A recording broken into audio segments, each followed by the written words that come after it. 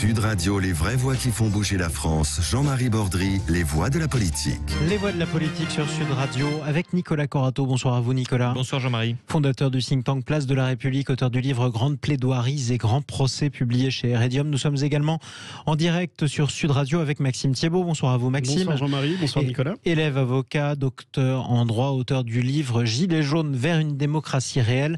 C'est publié chez VA Presse. Et si nous allions vers un reconfinement, une seule personne a le pouvoir de prendre cette décision, c'est le président de la République. Que retiendra-t-on de la décision qu'il prendra peut-être ou qu'il ne prendra pas cette semaine? Est-ce qu'Emmanuel Macron est en train de jouer sa réélection en ne confinant pas ou alors en reconfinant?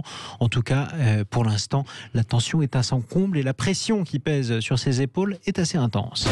Jeunes gens, s'il vous plaît, pas d'affolement. Les services de réanimation de plus en plus sous pression en France. On a une situation qui pèse beaucoup sur le personnel soignant et qui est inquiétante et on ne s'en cache pas, on dit la vérité. Je me fiche de la prochaine élection. Je veux réussir furieusement, passionnément ce mandat. Je veux le réussir. Confiner, reconfiner, c'est un acte extrêmement fort, avec des conséquences très lourdes. Je veux réussir ce mandat parce que je veux que notre pays réussisse. Parce qu'il le mérite. Parce que je l'aime plus que tout. Ça confine ou ça confine pas, du coup ? Eh bien justement, ça c'est la réponse à laquelle Emmanuel Macron, président de la République, va devoir répondre cette semaine. Il se donne 48 heures pour prendre ou non des mesures supplémentaires, pourquoi pas davantage de fermeture d'écoles pour endiguer la propagation de l'épidémie. Est-ce qu'Emmanuel Macron est en train de jouer sa réélection en repoussant le plus possible le reconfinement? Maxime Thiebaud. C'est la grande question. Bon, il faudrait un peu recontextualiser ce qui se passe aujourd'hui.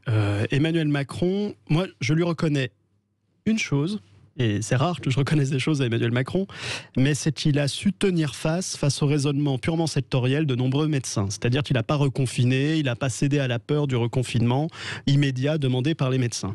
La situation aujourd'hui, elle est très simple. L'objectif d'Emmanuel Macron, c'est d'éviter une saturation des hôpitaux. Et donc, qui est déjà là. Oui, enfin, il y a même des débats sur cette histoire de saturation, mais d'éviter en tout cas une saturation et donc un tri des malades à l'entrée, donc des images catastrophiques dans toute la presse française. Et puis surtout des drames humains avec des gens des drames humains, etc. Voilà. Oui, les drames humains, il y en aurait naturellement et ce serait tragique et j'aimerais pas que ma famille se trouve dans cette situation à être triée à l'entrée d'un hôpital, mais il y en a aussi des restrictions qu'on connaît aujourd'hui, hein. Il y a des étudiants qui se suicident, il y a des gens qui peuvent plus tenir les deux bouts, il y a des entrepreneurs qui n'arrivent plus à financer leur entreprise et il y a des suicides. Bon, donc les drames humains ils existent de toute façon, peu importe la mesure qui est prise ou pas prise. Est-ce qu'on confine ou est-ce qu'on confine pas? La question c'est est-ce que le confinement marche vraiment? Bon, l'Allemagne nous a prouvé qu'il n'y avait pas nécessairement besoin de confinement, ils n'ont pas confiné, ils ont simplement réduit au maximum les flux. Je pense que le confinement, c'est psychologiquement terrible pour les Français parce que on voit derrière les conséquences psychologiques, le beau temps qui arrive, les beaux jours, etc. Et fermer les écoles, Emmanuel Macron, il marque des points s'il ne confine pas. Il marque des points s'il ne confine pas, il marque des points s'il confine, mais en tout cas, il a perdu des points sur un axe qui est assez simple, c'est celui qu'il a raté la politique vaccinale. Et s'il n'avait pas raté cette politique vaccinale, parce que c'était son pari initialement, c'était de se dire, je confine pas, je joue un petit peu ce statu quo avec un couvre-feu et puis pratiquement tout est fermé sauf l'essentiel. Et derrière, j'attends la vaccination pour avoir une immunité et ne pas être obligé de confiner intégralement et durement. Bon, le problème, c'est que là, il arrive au bout de cette logique parce qu'il a raté la politique vaccinale. Elle a marché pour les personnes, on en parlait à l'instant sur Sud Radio avec le professeur Bruno Megarman, elle a marché pour les personnes de plus de 80 ans qu'on voit très peu en réanimation et qui sont très majoritairement vaccinées. Pour les autres, elles attendent toujours leur injection. Il marque des points ou pas, Emmanuel Macron, pour vous, Nicolas Corato? Je ne suis pas d'accord avec Maxime. D'abord, c'est à la fin du bal qu'on paye les musiciens. C'est-à-dire que le sujet aujourd'hui, il peut réussir, il peut échouer, mais c'est pas ça qui le fera gagner nécessairement l'élection présidentielle au moment où elle se déroulera. D'abord parce que la mémoire collective est scalée, on sera peut-être passé à complètement autre chose, en tout cas je nous le souhaite, peut-être pas, et dans ce cas-là on lui reprochera d'y être encore, mais ce qui est sûr c'est que Emmanuel Macron a pris un risque majeur. Je dis, c'est à la fin du bal qu'on paye les musiciens, il n'y a pas d'autres musiciens que lui, c'est l'homme orchestre, hein, c'est Rémi Bricard, n'est-ce pas, notre ami Emmanuel Macron. Il a choisi d'être seul à bord, de prendre toutes les décisions, de jouer de tous les instruments et de décider quelle est la partition. Et donc, il a pris son risque seul. Ce qui est certain, c'est que lui seul assumera la sortie ou l'échec de la crise, de la gestion de la crise sanitaire. Et ça, c'est un choix quasiment unique au monde. Quasiment unique au monde. Pourquoi ? Parce que Emmanuel Macron joue à plein tube le régime de la Ve République, qu'il ne s'appuie pas sur son gouvernement, qu'il ne s'appuie pas sur le Parlement, qu'il ne partage pas, qu'il s'est enfermé dans un conseil de défense, qu'il a finalement mis au pinacle puis marginalisé un conseil scientifique. Cette histoire, c'est l'aventure d'un homme seul. Et aujourd'hui, nous sommes plusieurs dizaines de millions de peuples à être suspendus à la décision d'un seul homme.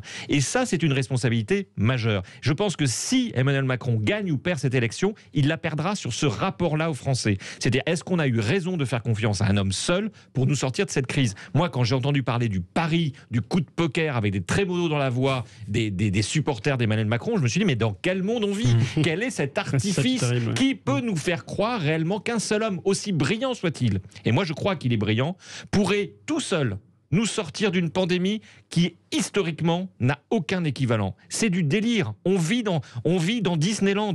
La France est devenue... Mais vous, c'est le régime qui vous énerve plus que l'homme. Mais c'est pas le régime, c'est l'utilisation du régime par l'homme. C'est l'exercice qu'il en fait. Et c'est ça qui va... Je vais vous dire... Enfin, est-ce que François Mitterrand était profondément un grand démocrate, un très grand démocrate et adepte de la séparation des pouvoirs ? Je ne suis pas persuadé... On va pas faire de l'Uchronie.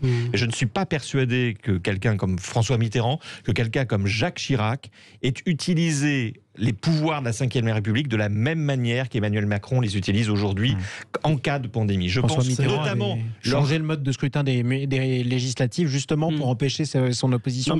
Oui, mais par exemple, je pense que ces gens-là, par culture, se seraient beaucoup plus attachés aux élus locaux. Je pense qu'ils se seraient beaucoup plus appuyés sur les territoires.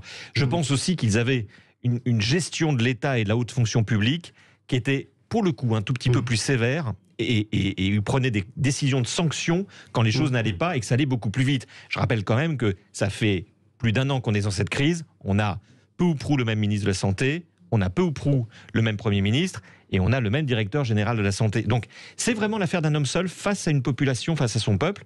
Et peu importe d'une certaine manière le résultat ou l'échec de sa politique, c'est lui qui décide qu'il sera jugé, et lui tout seul, par le peuple français. Et donc il prend un risque monumental. Et il nous fait courir aussi un risque monumental. Mon souci, c'est pas qu'il gagne ou qu'il perde l'élection présidentielle. Mon souci, c'est qu'on prenne les bonnes décisions pour sortir de cette pandémie. Alors, Maxime Thiebaud. C'est très juste sur la question des pouvoirs. Et je suis entièrement d'accord. On retrouve ici, en fait, l'exercice des pouvoirs par le général de Gaulle dans les événements d'Algérie, qui est devenu la guerre d'Algérie. Le général de Gaulle a fait un usage seul des pouvoirs après un parlementarisme qui avait échoué. Oui. La seule différence, qui est fondamentale, c'est qu'il n'a pas enfreint aux libertés fondamentales des Français, aux libertés publiques des Français, en tout cas sur le territoire de la métropole. Il y a eu quelques épisodes de répression, d'une part en Algérie et d'autre part même quelques barbouzeries pendant la guerre d'Algérie sur le général de Gaulle. On ne va pas faire passer ça pour mais je dis pas qu'il n'y a pas eu des choses en Algérie, c'est pas ça la question. Non, mais la question c'est qu'il n'y a pas eu. Non, mais sur la métropole, il n'y a pas eu des mesures de restriction générale et absolue pour l'ensemble de la population, tel un confinement ou un couvre-feu, qui auraient amené à ce que les Français en discutent pas. Je suis convaincu que ces solutions-là n'auraient certainement pas tenu à cette époque et que les Français auraient demandé à être consultés. Et je pense que le général de Gaulle, pour le coup, aurait consulté les Français s'il avait été dans l'obligation de mettre un couvre-feu ou un confinement si important. C'est la question qu'on connaît aujourd'hui avec Emmanuel Macron, et c'est son logiciel, c'est qu'il n'est plus dans une rencontre de la volonté générale, c'est-à-dire de savoir est-ce qu'il est poursuivi par le peuple ou pas dans la politique qu'il mène. Il est dans une question d'acceptabilité, c'est-à-dire que l'objectif, c'est de transformer le peuple pour que ce dernier accepte les mesures qu'il leur impose. Et c'est là où je peux être d'accord avec la logique d'Emmanuel Macron de vouloir, parce que je suis gaulliste et donc je pense qu'à un moment il faut un homme seul face aux événements pour diriger le pays, mais je suis en complet désaccord avec lui sur le fait qu'il ne consulte pas les Français sur les mesures de restriction qu'il prend et qu'il est en train de jouer avec de la communication. On a vu qu'il a fait venir des cabinets de conseil américains et français, enfin pour des millions d'euros, afin de trouver la meilleure mesure d'acceptabilité qui lui permette finalement derrière de jongler. Et ça, c'est problématique. Et je suis d'accord avec le fait qu'on... Aussi. Oui, c'est de la politique, mais le général de Gaulle avait un respect des institutions et avait un respect très simple en fait. Déjà, c'est les institutions qu'il a mis en place, mais il avait un respect respect de la souveraineté nationale. Et il l'a prouvé en partant en 69, et il l'a prouvé par les accords d'Évian. Bon, on peut dire tout ce qu'on veut de général de Gaulle, mais en tout cas, il l'a prouvé dans ses actes. Et vous parliez justement, juste pour Mathieu, reciter quand même un événement historique qui avait vraiment eu lieu. Vous disiez qu'il n'avait pas attenté, en tout cas, on n'avait pas attenté aux libertés publiques en métropole sous son pouvoir. Une manifestation le 17 octobre 1961 en plein Paris, réprimée par le préfet Papon, 200 morts quand même. Non, mais ça, je suis d'accord. Mais même Emmanuel Macron l'a fait. Je préfère quand même clarifier juste là-dessus. Non, mais honnêtement, parce que je ne voudrais pas être attaqué là-dessus. Qu'il y ait eu des mesures attentatoires aux libertés fondamentales sous le général de Gaulle, oui. Et moi, c'est une manifestation, et je pense que la France n'a pas regardé encore ce qui s'est passé, n'a pas fait son travail sur cette manifestation qui a été attentatoire aux droits de l'homme. Et moi, c'est une des manifestations pour lesquelles je demande la vérité historique. Mais je parle là, ici, et je parle de mesures absolues et générales sur l'ensemble du territoire et sur le très long terme. Donc, vraiment, je veux pas cette probablement, effectivement, il aurait demandé par référendum. Nicolas Corato. Moi, je reviens par rapport à l'acceptabilité, à l'extrait que l'excellent Jamel nous a diffusé tout à l'heure. Jamel Abdelak, réalisateur des vraies voix qui font bouger la France du président de la République qui dit que cette élection présidentielle, c'est pas son sujet. Son sujet, c'est sortir de la crise. Moi, je crois qu'il y a une grande part de vérité dans cette parole présidentielle, dans le sens où, à mon avis, la problématique d'Emmanuel Macron, c'est pas de préparer sa réélection en 2022, bien qu'il y pense tous les jours, tous les soirs, tous les matins, c'est de finir son mandat. Je pense que quand on est au pouvoir dans des conditions telles que celle-ci, et quand on s'est tellement engagé personnellement vis-à-vis de son peuple sur des résultats, sur un pari, sur un coup de poker, la vraie question qu'on doit se poser tous les matins en se rasant, c'est est-ce que je tiendrai encore une paix civile dans des conditions de crise sanitaire que nous les connaissons, encore une semaine, encore un mois, encore un an. Et j'ajoute une dernière chose, c'est que je pense même, je ne veux pas faire de la psychologie de bazar, mais que Emmanuel Macron doit penser également à des précédents historiques. C'est-à-dire que, quoi qu'il fasse, qu'il réussisse ou qu'il échoue, il restera dans la mémoire collective comme l'homme qui aura confiné le pays. Et ça, il ne sera pas le seul. Oui, mais il ne sera pas le seul. Mais c'est le seul à qui on attribuera cette image. Et vous savez, quand vous avez fait subir, même pour le bien d'eux-mêmes, de telles contraintes à un peuple, ce peuple ne se sort jamais de l'esprit. C'est peut-être ingrat parfois. Regardez ce qui est arrivé. Vous citiez Churchill, vous citez De Gaulle. Et De Gaulle et Churchill. De Gaulle et Churchill ont sorti leur pays par le haut d'une crise de la Seconde Guerre mondiale et finalement ont été ensuite balayés par les élections qui ont suivi parce que d'une certaine manière, les populations voulaient passer à autre chose, à une autre séquence. Changer les idées. Et je pense que le principal risque pour Emmanuel Macron, c'est pas aujourd'hui les décisions qu'il prend, c'est cette image qu'il va avoir dans les Français et peut-être cette volonté des Français. En 2017, c'était le dégagisme. En 2022, c'est peut-être changer d'air. Si Emmanuel Macron nous écoute sur Sud Radio, il sera tout surpris d'entendre Nicolas Corato craindre qu'il ne termine comme Churchill ou De Gaulle. Et on peut quand même remarquer aussi il faut faire des efforts, il ne faut pas insulter l'avenir. La comparaison flatteuse. Maxime Thiebaud.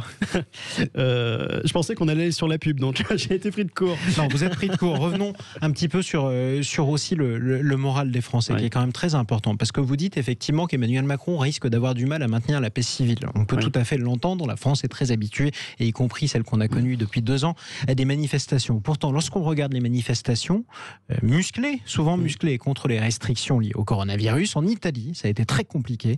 En Allemagne, et pas plus tard qu'il y a quelques jours, ça a été très compliqué avec 20 000 personnes rassemblées qui ont dû être dispersées par des forces de l'ordre.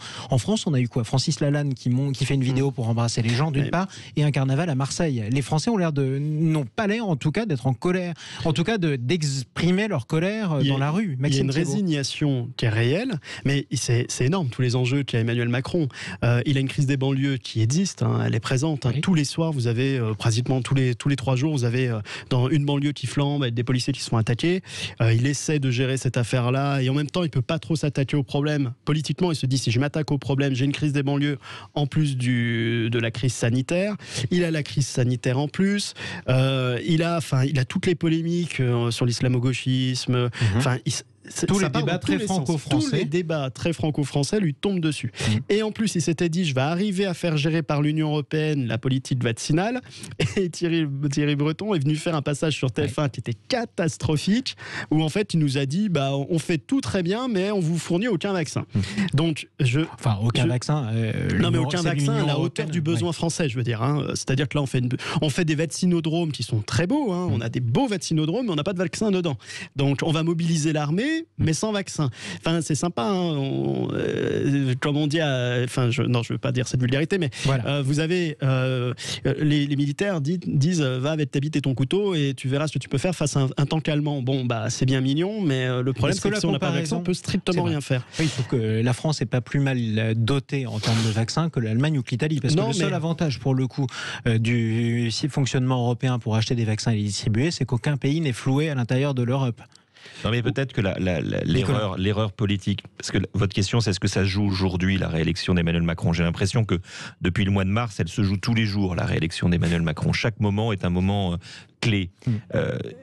L'erreur, à mon avis, du président de la République et de son entourage et de son gouvernement, ça a été, et c'est très bien résumé par la presse étrangère qui regarde la situation en France et qui voit ce moment d'inflexion, qui dit mais en fait, l'Union européenne et particulièrement l'Allemagne et la France, en janvier, se sont dit on change de tout au tout notre politique de gestion de la crise, on met tout sur la vaccination. Et tout le reste, tout ce qu'on a expertisé, tout ce qu'on a imposé aux populations depuis mars 2020 n'est plus la solution. Donc on confine plus, on leur demande d'aller dehors. Et en gros, c'est vacciner, vacciner, vacciner. Ça aurait mérité d'être expliqué. Ça aurait mérité encore une fois d'être débattu, y compris politiquement, y compris au Parlement. Qu'est-ce que vous entendez par explication? On a le sentiment malgré tout que tous les membres du gouvernement interviennent dans tous les médias, y compris Sud Radio, Clément Beaune ce matin dans le Grand Matin Sud Radio. Est-ce qu'on a expliqué aux restaurateurs qu'ils ne rouvriront leurs restaurants que quand une grande majorité de la population sera vaccinée? Est-ce qu'on l'a dit aux gens de culture? Est-ce qu'on l'a dit à plein de secteurs économiques qui sont affectés? Est-ce qu'on a expliqué aux parents d'élèves que leurs enfants allaient continuer, coûte que coûte, à aller à l'école, et peut-être que les classes fermeront, mais qu'au final, dans le principe, les écoles seront ouvertes?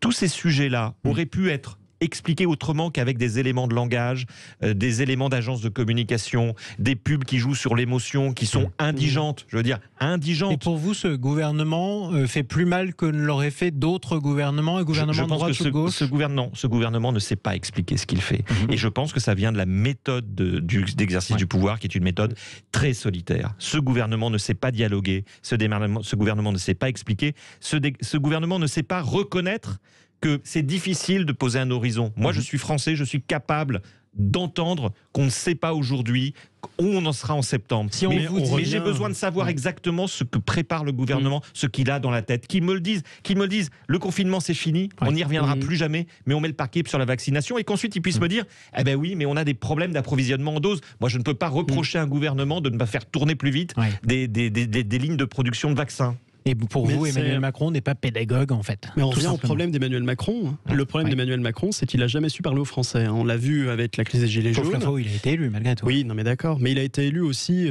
sur un défaut. C'est-à-dire que les gens ne voulaient pas de Marine Le Pen. Il n'avait pas un socle électoral énorme.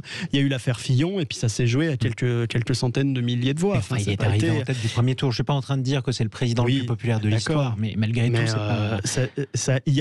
Il a eu son moment, très bien. Mais le problème d'Emmanuel Macron, c'est que il peut pas expliquer avec franchise aux Français parce que il n'a pas ce logiciel-là. Il est sur un logiciel d'acceptabilité. C'est comment j'amène les gens à accepter la mesure que j'ai décidée. Et non pas, je vais m'installer dans le fauteuil de chef de l'État et dire aux Français on va faire comme ça, parce qu'on n'a pas le choix. Et ça, psychologiquement, c'est ce qui fait que ça ne fonctionne pas.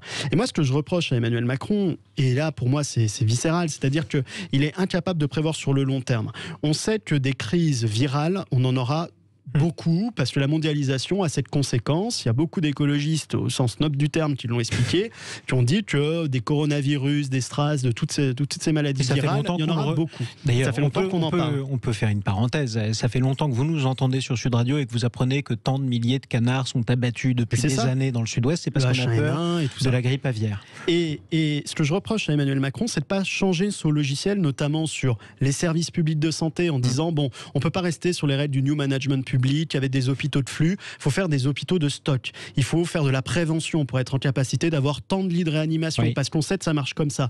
Et je pense que le Ségur... Vous pouvez m'expliquer en deux termes pour le béotien que je suis, hôpital de flux et hôpital de stock. De stock, c'est simple, c'est-à-dire qu'on est capable d'avoir une grosse dépense publique, même si elle ne répond pas à un besoin qui existe immédiatement, mais parce qu'on prévoit une crise future.